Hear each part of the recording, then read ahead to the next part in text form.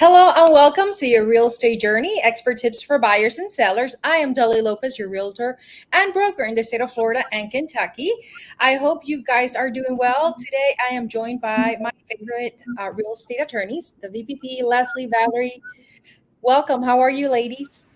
Hi, Dolly. Great. Super excited to be here today with you. I'm really excited every time Thursday comes because we really talk about things that are important and that a lot of people don't know about. So today, let's jump in. We're going to talk about title commitment. Why is it important? What do you need to be in the lookout for? Um, so what Yeah. is a title commitment? So very quickly, so that everyone knows what a title commitment is through every transaction, whether you're buying or you're selling, there's going to have to be a title company involved. That title company is responsible for ordering what's called a title commitment. That title commitment is going to show the title company all the requirements that need to be fulfilled prior to closing.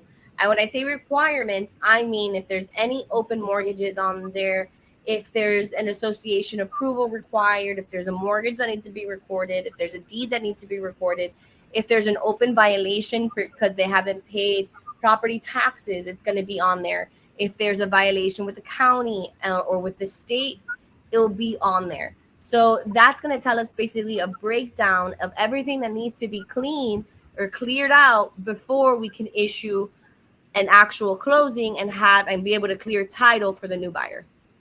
Gotcha. So Leslie, I know you guys brought a title commitment. We did. We brought one just for representation.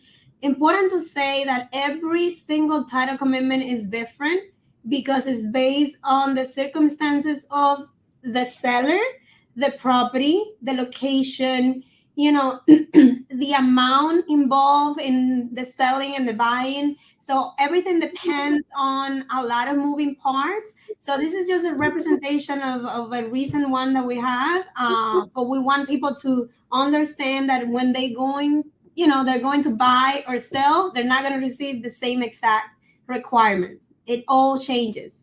Even But if that's it's, even if it's the same property, it's going to change. but this is something that the buyer or seller or realtors for that matter, we really don't see this document. No. Do we? It's more towards the lender and towards Correct. right. So we, as the attorneys for the buyer, handling the title part, we request the title commitment from the insurance company that we work with.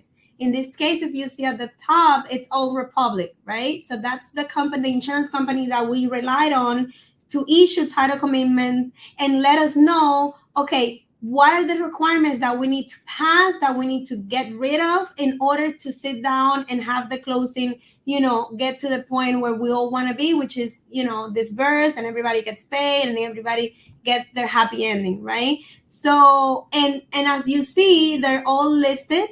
All of the requirements in this one, we had 14 requirements, and that we have to make sure that each one of them is satisfied or will be satisfied at closing.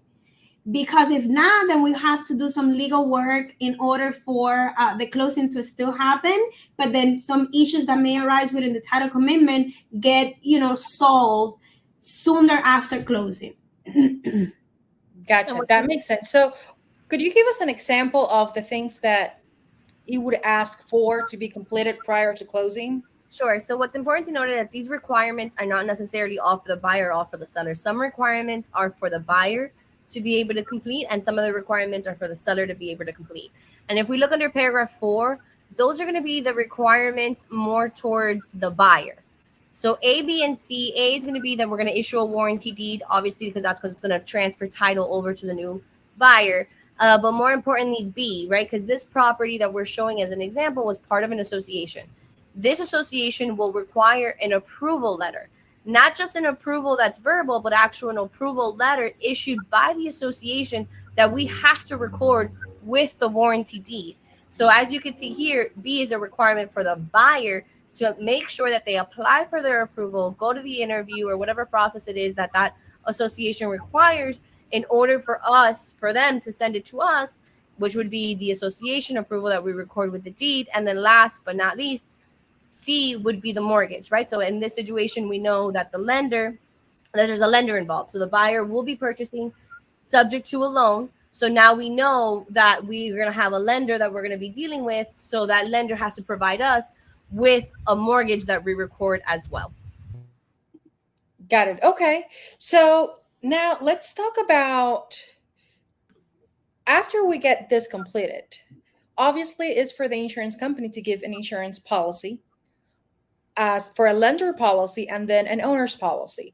So why is that important? And what does that policy covers? Why is one for the lender? Why is another one for the new owner, for the buyer? Can you talk to me about what the difference are and what it actually covers?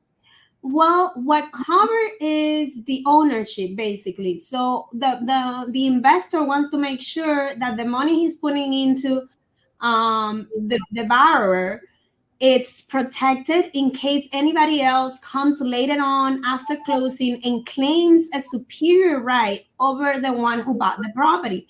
And basically, the investor, the mortgage company, is saying, listen, for me to give you X amount of money, you're going to have to purchase the policy and pay for the premium of, a lender's title insurance, because in case something happens after closing, I will be given back by the insurance company any proceeds that I invested for you to buy the property.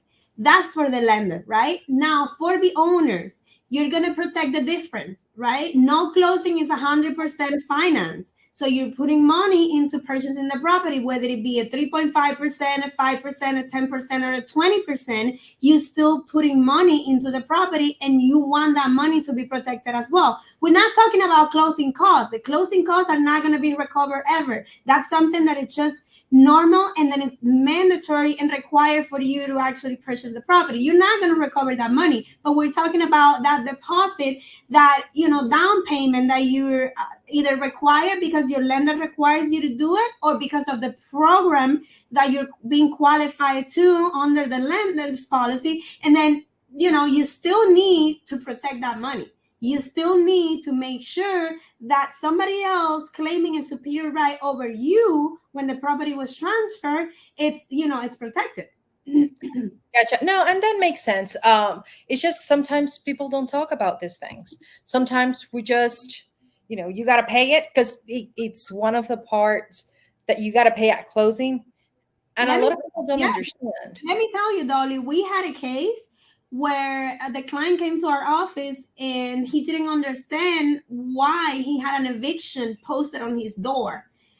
And when I sat down and I reviewed the records and I reviewed everything, I was the one who had to tell this client, listen, you're no longer the owner of this property. Your property had a mortgage that was not satisfied at closing when you bought the property. And those people, obviously, they were not getting paid and they moved for foreclosure, and they had a superior right over the mortgage that did get paid, meaning you and everybody else under them go second, third, and you name it, right? And they were successful in court, and our client wasn't really understanding the litigation when he was served, so he didn't retain an attorney back then. He only retained an attorney when he saw the eviction process.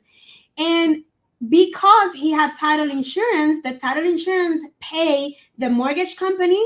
So he got rid of the mortgage and he recovered the deposit. He had given like 15% deposit over the property. So he recovered that, but he lost obviously his home. It was his first, his homestead property. He lost all of the closing costs, which is why we cannot stress enough how important it is to hire an attorney to do your closing, because it was right there in the title commitment that the property had two mortgages. It was right there. When I looked at the title commitment, it was right there. And the title company that handled that closing did not make sure that the funds were sent to that company and that it was actually paid off. So that's a problem that we're dealing with, people that do not understand the legal consequences of not meeting the requirements of a title commitment. That is so harsh. Like, oh my God. It is. And that could happen to anyone, actually, just because you really don't know. This is something that you really don't see. It happens in the back end. So working with someone that you trust is extremely important. And if you don't trust them, at least you trust your realtor or your lender to guide you to the people that they trust. Yeah. So anyways, thank you so much, Leslie. I think we lost Valerie on the way. Yeah, I think her connection is not good today. So next But time. that's okay. We still love her, guys. Thank you so much for watching. Thank you for so much for being with us every single week. Be sure to subscribe to your YouTube channel, to Instagram, Facebook, TikTok channels, so you won't miss any of our episodes that we come live every single week, every single Thursday. So thank you so much, Leslie and Valerie, for your time and your commitment to teaching our viewers. Thank you, and I'll see you guys next week. Bye bye.